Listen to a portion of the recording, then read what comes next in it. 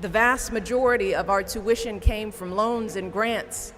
But let me tell you, every month, my father would write out his small check.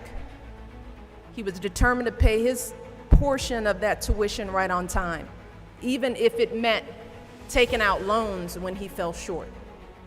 See, when I first set foot on campus, it all seemed so big and overwhelming.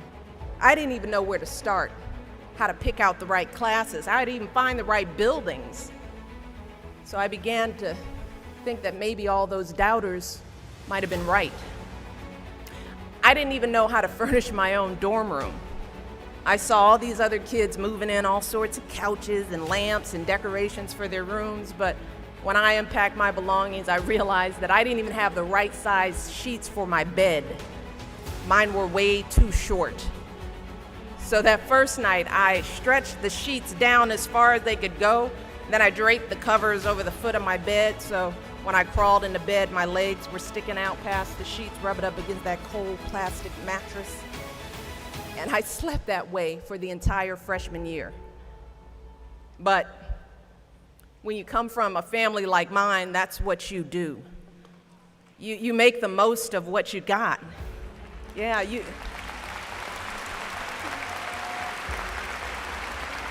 You use all that good common sense, and you don't make excuses.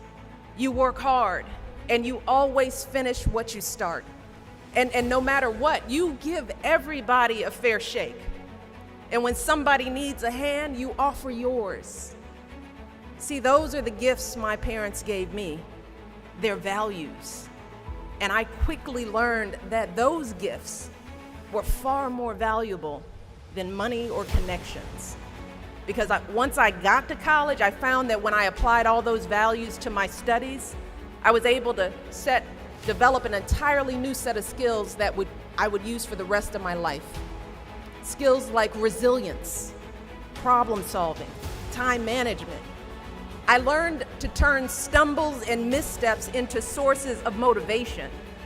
A week with 3 tests and 2 papers wasn't a reason to stress out, but a reason to plan. A negative comment from a professor in class wasn't a reason to shut down, but a reason to ask even more questions.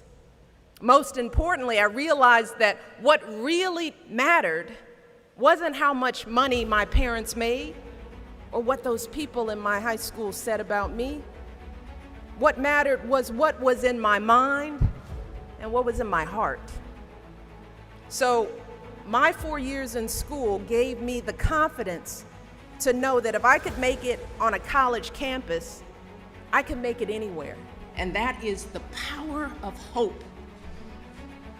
The belief that something better is always possible if you're willing to work for it and fight for it. It is our fundamental belief in the power of hope that has allowed us to rise above the voices of doubt and division, of anger and fear that we have faced in our own lives and in the life of this country. Our hope that if we work hard enough and believe in ourselves, then we can be whatever we dream, regardless of the limitations that others may place on us. The hope that when people see us for who we truly are, maybe, just maybe, they too will be inspired to rise to their best possible selves. That's the kind of hope that every single one of us, politicians, parents, preachers, all of us, need to be providing for our young people. Because that is what moves this country forward every single day. Be focused, be determined, be hopeful, be empowered. Empower yourselves with a good education. Then get out there and use that education to build a country worthy of your boundless promise. Lead by example with hope, never fear. And know that I will be with you, rooting for you and working to support you for the rest of my life. And that is true, I know, for every person who is here today, and for educators and advocates all across this nation who get up every day and work their hearts out to lift up our young people. And I am so grateful to all of you for your passion and your dedication and all the hard work on behalf of our next generation. And I can think of no better way to end my time as First Lady than celebrating with all of you.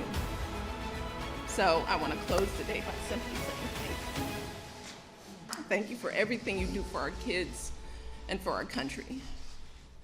Being your First Lady has been the greatest honor of my life, and I hope I've made you proud. Our hope for the future and the hard work that hope inspires. So that's my final message to young people as First Lady. It is simple.